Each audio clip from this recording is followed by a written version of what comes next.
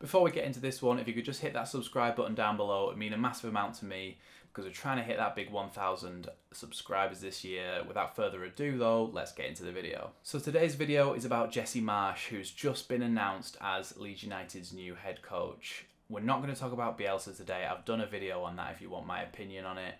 We're going to talk about Jesse Marsch today because we have to look to the future and how he's going to set up Leeds United, and I can provide some insight on how I think he might do that today.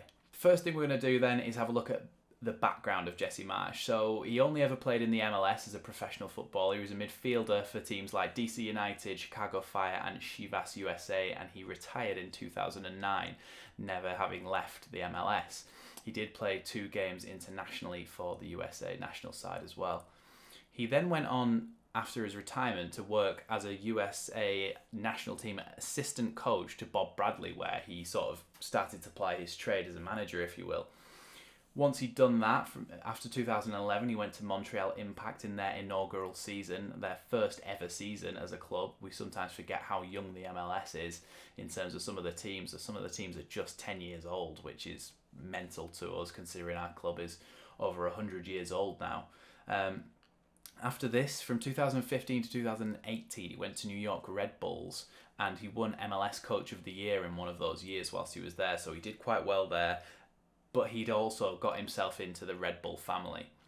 The Red Bull family is a horrible phrase to say, but it's what they call it and it's probably the best way to describe it, because he then went to RB Salzburg in 2019 to 2021, where he won the double and had games like the 4-3 at Anfield, where he was able to pull back a 3-0 deficit against Liverpool under Klopp in their pomp.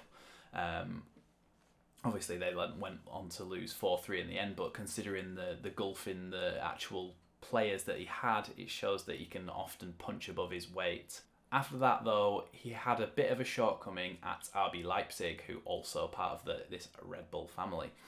So he went to RB Leipzig and he didn't have a great record. He won roughly the same amount as he'd lost, and there was a few draws in there between. I think he only had 21 games in the end over 5 months and was sacked from that role. So it's not always been sunshine and rainbows for Jesse Marsch, and he has had to deal with some adversity in his career in the fact that he did get sacked from that job and wasn't great whilst he was there.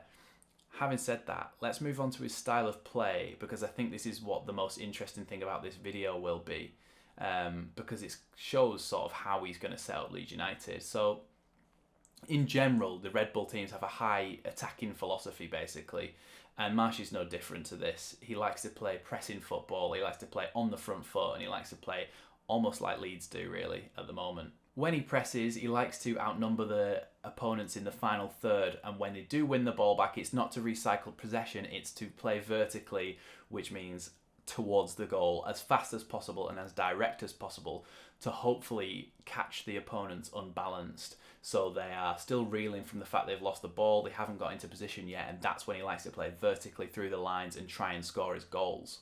Generally, Jesse Marsch likes to play a 4-2-2 formation, but he admitted that in his time at RB Salzburg, in 9 months he used 9 different formations, and he liked to argue that it's more about the key principles of his team, the way they press, the way they defend, and the way they attack, that is more important than the way that they set up on the field.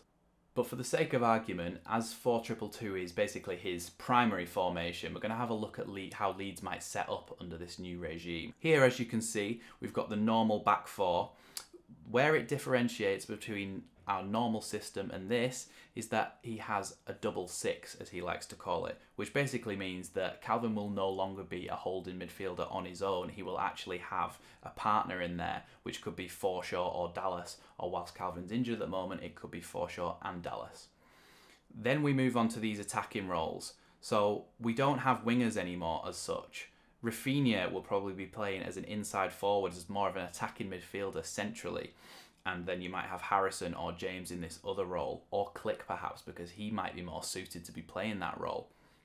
Jesse Marsch likes to keep things narrow when he plays, and when he springs his attacks, like I've said before, he likes to play vertically, so he likes to play through those lines and make runs centrally towards the goal as fast as possible like that. Now, I've just mentioned that Jesse Marsch has key principles. So one of his key principles is about the timing of the press. So let's imagine that the ball is here with, let's red, Liverpool centre-back, okay? It's Van Dijk.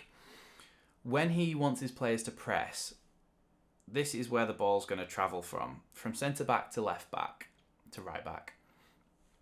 He wants his player, this man here, number 11, the striker, to be only half the distance between the ball player and the receiver, so that he only has half the distance to go to press the ball. He wants this all over the park. So then if that was to happen, you would go here, you would go here, and you would go here. And we would basically be a massive squeeze towards that player. And when one person goes, it triggers the press and everybody else goes at the same time. So that's what he means by his key triggers, is he likes to press when the ball is played, not when the ball is received. So we can see here that that's exactly what's going to happen here. If Van Dijk then passes it across to Trent, it gets halfway and Bamford, for example, has taken it off him. Once Bamford has taken it off him, you have Joe Gelhardt running into the box. You have your attacking midfielder, Click, running off him, and you have your other attacking midfielder running into the box as well. They like to make those attacking runs, and when we do that, we get into the box, we make those runs, and those passes are on. He also likes to cut the ball across. So you'd have your number 8 here, and then you would have him crossing the ball to the number 9, who would be running in at the front post. They like to attack the front post, and if they don't, it comes back out and they go again and try and attack again. The second principle of Marsch's pressing is that he likes to use a term called recover and repress. So a lot of the time this season, when a player has been bypassed in our press, we've gone to shit basically, and the other team has just been able to run right through us. What Marsch likes to do, and his idea of it, is that, so say Van Dijk ran past his player whilst they were being pressed. What happens is he's got the ball here. Instead of us all leaving him to run through like we have been at the moment, what would happen is we would recover, basically get back into formation, we would drop in, and then we would go again to press, rather than just dropping off and everybody marking a man and running with them. You would have a recovery run, and then you would repress and go back towards the ball again. That's his idea of not being caught on the counter-attack. Now when we come to the counter-attack, we come to counter-pressing. When the team lose the ball, the defence are tight to their men. So it's actually going to be 1v1. So let's imagine that this is Liverpool. So let's imagine that Trent Alexander-Arnold has got the ball here. And what he's doing is he's countering our attack. So we're up here and we've been attacking and we've been countered on. So when he comes down here and passes the ball in, we actually are going to go 1v1 against their front three. That's Marsch's idea, that we will go 1v1 against their front three, which allows this number 5 here, who would be our left back, to then be part of the press. So we're marking the men rather than the spaces on these 1v1 at the back. And the point is that when these balls are played in by Trent to these front men, that your number 4 here is going to be able to step in, take the ball, and then we're going to attack again and again and through the middle and go vertically as quick as possible. So that's the point, is that when they counter-attack on us, we go 1v1 at the back and try and step in and take the ball so that we can then counter their counter, basically, and that's called counter-pressing.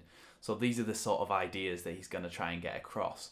It's not too dissimilar to what we do at the moment, or what we have done at the moment under Bielsa with the 1v1. It's just that we like to drop in and then go again under Marsch. And the other thing is we go 1v1 at the back so that we can try and nick the ball and spring that counter press.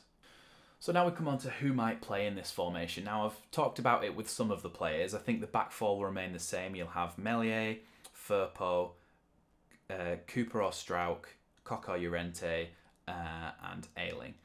Then these two roles, like I've said, Calvin, Dallas, Calvin, Forshaw, Dallas. Then these roles here could be Rodrigo, Rafinha, James, Harrison. We've got a lot of options in those roles, but you've also got the options for Bamford and Gelhardt, Bamford and Rodrigo, Rodrigo and Gelhardt, whilst Bamford's still injured. So we've got options in this case. We can now play 2 up front, and it might give Gelhardt more of a chance to play, and I think it will, especially given Jesse Marsch's track record at Salzburg, in giving young players a chance to play. And I think Gelhardt will see a lot more game time in the next few weeks, and I think you'll see a lot more of him. So that's how I think Jesse Marsch is going to set up Leeds United to play in the Premier League. Do I think it will work? I think it can. I think it might surprise some teams. Do I think we should have sacked Bielsa? No, I don't, but we've got to deal with this now, and I think it's pretty promising for the future if he can get us ticking straight away. It looks like we might have more options in terms of playing Rodrigo and Gelhardt up front at the moment, and then you've got obviously those two attacking midfield positions which can be filled by a number of different players. So I think it is promising for the future. I like to be optimistic. I hope this video has been informative. If you want to know any more, let me know in the comments down below, or if you want anything explained, let me know in the comments down below. Thanks for watching this one, and I'll see you next time on Leeds Lately.